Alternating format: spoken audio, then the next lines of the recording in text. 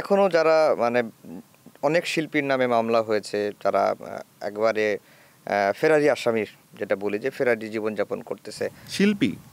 শিল্পী বলতে ধরেন, আমি যদি ফেরদৌসের কথাই বলি, উনি কই? বা চিত্রনায়ক রিয়াজের কথা বলি, উনি কই? ফেরারি, তাদের তো খোঁজ খবর নাই। উনি তো এটা তো ওনার বাই চয়েস উনি পালাইছে দেশ থেকে, যেভাবে শেখ হাসিনা পালাইছে। একই তো একই না? আপনি হ্যাঁ, আমি আপনার সাথে একমত যে একই তো।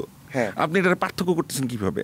তারা কি ফেরদৌস কি এই সাহেব যে উনি কি ছিলেন না, এই সংসদের এমপি ছিলেন না? উনি জানতেন না উনি ভোট পেয়ে নির্বাচিত হন নাই? তো মানুষের অধিকার কেড়ে নিচ্ছেন উনি জানতেন না? পিলখানা হত্যাকাণ্ড হয়েছে উনি জানতেন না? উনি জানতেন না যে কি শাহবাগের আন্দোলনের নামে কি হয়েছে? উনি জানতেন না? উনি শাপলার ঘটনা জানতেন না? উনি বাচ্চাদের আন্দোলনের কথা, যে নিরাপদ সঞ্চার আন্দোলনের কথা জানতেন না? উনি জানতেন না কথা? ওনারা কি জানতেন না যে কোটা আন্দোলনের কথা?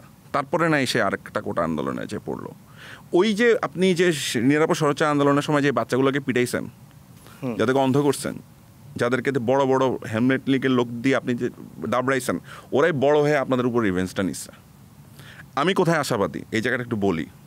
সেটা হচ্ছে বুমার্স, সবাইকে আমি বলতেছি না, ডোন্ট টেক মি রং, বুমার্সদের দিয়ে এবং মিলেনিয়ান্স একটা বিশাল অংশ, মিলেনিয়ান্সের মধ্যে আমিও পড়ি, এটা একটা জেনারেশন, যারা বোঝা তারা অবশ্যই বোঝেন।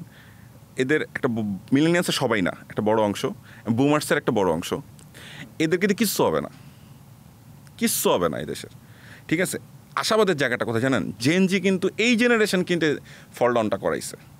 এই জেনারেশন কিন্তু এরকম একটা বর্বর চরম অত্যাচারী একটা মানুষকে, একটা স্বৈরশাসককে, একটা চরম গণহত্যাকারীকে গদি থেকে নামাইছে, লাথি মেরে নামাইছে, স্ট্রেট ফরওয়ার্ড বলা যেতে পারে, পালাইছে তাদের ডরে।